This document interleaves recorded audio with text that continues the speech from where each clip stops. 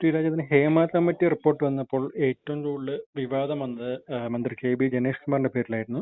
പല ആൾക്കാരും പേര് പറയും പറയാതെയും ആണ് വിവാദം വന്നത്. ഇപ്പോൾ യൂത്ത് കോൺഗ്രസ് സംസ്ഥാന കമ്മിറ്റി DGPക്ക് പരാതി കൊടുത്തിരുന്നു. ജനേഷ് കുമാറിനെതിരെ അന്വേഷണം നടത്തുന്നത്. അപ്പോൾ DGP ഉത്തരവിട്ടിരിക്കുകയാണ്, അന്വേഷണം നടപടിക്ക് വേണ്ടി ഉത്തരവിട്ടിരിക്കുന്നത്. അപ്പോൾ ജനേഷ് കുമാറിന്റെ മന്ത്രിസ്ഥാനം തെറിക്കുകയല്ലേ ചെയ്യുന്നത് ഇനി? തീർച്ചയായിട്ടും അത് തെറിക്കും. കാരണം അത്തരം വളരെ സന്ദിഗ്ധമായിട്ടുള്ള ഒരു സാഹചര്യമാണ് ഇപ്പോൾ വന്നിരിക്കുന്നത്. ഗണേഷ് കുമാർ ആകട്ടെ ഭരണത്തിന് പുറത്ത് നിൽക്കുമ്പോഴും ഭരണത്തിനകത്ത് നിൽക്കുമ്പോഴും എപ്പോഴും അമ്മയിൽ നിൽക്കുമ്പോഴും വിവാദ നായകൻ തന്നെയാണ്.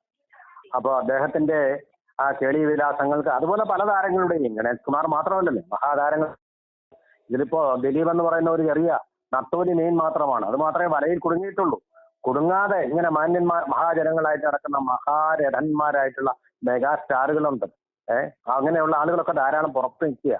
അപ്പോ ഇപ്പൊ മന്ത്രിയാണ് ഇദ്ദേഹം, ഔദ്യോഗികമായിട്ടുള്ള പദവി വഹിക്കുന്ന, ഭരണഘടനാപരമായിട്ടുള്ള പദവി വഹിക്കുന്ന ആളാണ്. അപ്പൊ അതുകൊണ്ട് സ്റ്റാറ്റ്യൂട്ടറി ഓഫീസ്, അപ്പൊ അങ്ങനെ വഹിക്കുന്ന ഒരാൾക്ക് ഈ സത്യപ്രതിജ്ഞാ ലംഘനമാണ്, ഇങ്ങനെ ഒരു കുറ്റകൃത്യത്തിന് താനുണ്ട് എന്നുള്ളത്. കുറ്റകൃത്യത്തിൽ അത് ഒരു ജസ്റ്റിസ് കൊടുത്ത റിപ്പോർട്ടിൽ അദ്ദേഹത്തിന്റെ പേര് പരാമർശിച്ചിട്ടുണ്ടായിരുന്നു. അപ്പൊ ചോദിക്കും, നമുക്ക് കിട്ടിയ റിപ്പോർട്ടിലൊന്നും ഈ പേര് കണ്ടില്ലല്ലോ. അങ്ങനെയല്ല, ഇതിന്റെ പ്രധാനപ്പെട്ട ഭാഗങ്ങളൊക്കെ മറച്ചു വെക്കപ്പെട്ടിരിക്കുകയാണ്. പേരുകളുള്ള ഭാഗങ്ങളൊന്നും കൊടുത്തിട്ടില്ല. വാസ്തവത്തിൽ ഈ മൊഴി കൊടുത്ത പെൺകുട്ടികളുടെ പേര് കൊടുക്കരുതെന്ന് മാത്രമേ പറഞ്ഞിട്ടുള്ളൂ.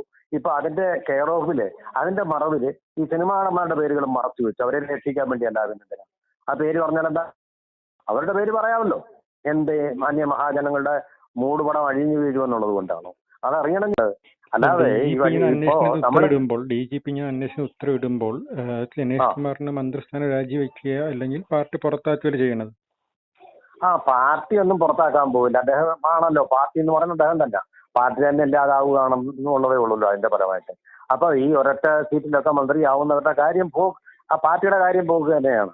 അപ്പൊ അങ്ങനെ ഒരു തീരുമാനത്തിലേക്ക് പോകേണ്ടതായിട്ട് വരും. കാരണം ഇത് പോക്സോ വരെ ഉൾപ്പെടുത്തിയിട്ടുള്ള കേസാണെന്ന്. ഗേൾസും ഇൻവോൾവ് ആയിട്ടുണ്ട്. പിന്നെ അതുപോലെ സിനിമാടികളുണ്ട്, എക്സ്ട്രാസ് ഉണ്ട്. ഇവരെയൊക്കെ വളരെ ക്രൂരമായിട്ട് ഓർഡർലികളെ പോലെ ഉപയോഗിച്ചുകൊണ്ടിരുന്ന സംസ്കാരമാണ്. പറഞ്ഞു കേട്ടിട്ടുണ്ട്. ഇപ്പൊ എഴുതി വന്നിരിക്കുന്നു. അതിന് വാക്കാൽ രേഖാമൂലമുള്ള ഒരു പിൻബലവും ഉറപ്പും കിട്ടിയിരിക്കുകയാണ്. അതാണ് സ്ഥിതി. പണ്ട് ഇതൊക്കെ പറഞ്ഞു കേട്ടിട്ടുണ്ട്, ആളുകൾ ഇതിനൊക്കെ പറഞ്ഞിട്ടുണ്ട്. നമുക്ക് തന്നെ ഈ സാഹചര്യ തെളിവുകളുണ്ടല്ലോ. എന്തുകൊണ്ട് ഈ സിനിമാ നടന്മാർ വിവാഹം കഴിച്ചു കഴിഞ്ഞാൽ അവരുടെ ഭാര്യമാരെ സിനിമയിലേക്ക് അഭിനയിക്കാൻ വേണ്ടി വിടാറില്ല? അങ്ങനെ എത്രയോ സംഭവങ്ങൾ നമ്മൾ കൊണ്ടിരിക്കുക. ഇപ്പൊ ഇതിലൊന്നും പെടാത്ത ഒരുപാട് പേരുണ്ടാവാം എന്നല്ല ഞാൻ പറയുന്നത്. പക്ഷെ ഭൂരിപക്ഷം ഇതൊരു രീതിയും ഒരു ശൈലിയും സിനിമയിലാക്കി മാറ്റിയിരിക്കുകയാണ്. കുറെ 15 പേരടങ്ങുന്ന ഈ സംഘം, ഇവരാണ് സകലതും തീരുമാനിക്കുക. തിരക്കഥ, കാസ്റ്റ്, ഇത് മുഴുവൻ, പിന്നെ ഹോട്ടൽ ഈ കാര്യങ്ങളെല്ലാം അവരാണ് തീരുമാനിച്ചത്. അപ്പൊ ചാൻസ് കിട്ടണമെങ്കിൽ ഈ താരരാജാക്കന്മാരെ കുമ്പിട്ട് വണങ്ങണം.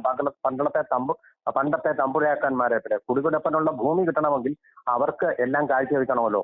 വാഴക്കുല മാത്രമല്ല കാഴ്ചവെക്കേണ്ടത്, പെൺകുട്ടികളെയും കല്യാണം കഴിച്ച പെൺകുട്ടികളെയും വന്ന് കൊണ്ടുപോയിട്ടുള്ള സന്ദർഭങ്ങളുണ്ടല്ലോ. അങ്ങനെയുള്ളൊരു സന്ദർഭത്തിലാണ് ഇവിടെയും അത് പറയുന്നുണ്ടല്ലോ, അങ്ങനെ നമ്മൾ കേൾക്കുന്നുണ്ടല്ലോ.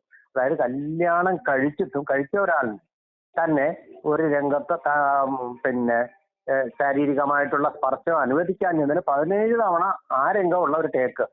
അപ്പൊ നോക്കിക്കോണം, ഈ സ്റ്റാർമാർ അവരുടെ ആഗ്രഹ പൂർത്തിക്ക് വേണ്ടിയിട്ട് സ്ക്രിപ്റ്റുകളിൽ കൈകടത്തി അതിനുള്ള ഷോട്ടുകൾ ചിത്രീകരിച്ച് സ്ത്രീകളെ അപമാനിക്കുന്നതിന്റെ പീഡിപ്പിക്കലാണ്.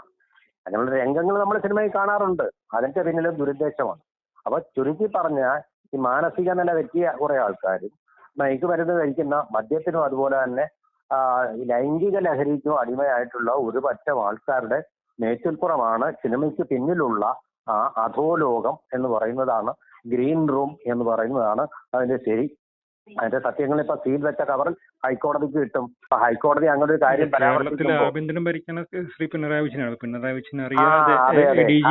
അതെ, വളരെ പ്രസക്തമായിട്ടുള്ളൊരു ചോദ്യമാണ്. പക്ഷെ കോടതിക്ക് അത് കണ്ട് കൈകെട്ടി നിൽക്കാൻ പറ്റില്ല. അതുകൊണ്ടാണ് സീൽ വളരെ ഗുരുതരമാണെന്ന് കോടതി തന്നെ പറഞ്ഞിട്ടുണ്ട്. മുഖ്യമന്ത്രി എപ്പോഴെങ്കിലും പറഞ്ഞു അത് ഗുരുതരമായ പ്രശ്നമാണ്. ഇനി കോൺക്ലേവ് നടത്താൻ പോവുകയാണ്. എന്റെ ചൈത്ര ഹോട്ടലിൽ നിന്ന് അവർക്ക് ബ്യൂഫേയും ഒക്കെ കൊടുത്തുകൊണ്ട് കോൺക്ലേവ്. ആർക്ക് വേണം ഇവരുടെയൊക്കെ കോൺക്ലേവ്? കുറെ ബുദ്ധിജീവികളുടെ നാട്ടം ലോക കേരള സഭ പോലെ ഒരു സംഭവം നടത്തിയിട്ട് എന്താ കാര്യം? നടപടി ഉണ്ടാവണം. ആരാണിത് ചെയ്തത്? തെറ്റ് ചെയ്തവൻ ശിക്ഷിക്കപ്പെടണം. ഉപ്പ് തിന്നവൻ വെള്ളം കുടിക്കണം. അതാണ് ഉണ്ടാവുന്നത്. അത് ദിലീപിന് മാത്രം പോരാ, അതിനേക്കാൾ അരിങ്ങോടർമാരും എല്ലാം ഉണ്ട് ഇതിനകത്ത്. അവർക്കെതിരെ ശിക്ഷ വരണമെന്നേ.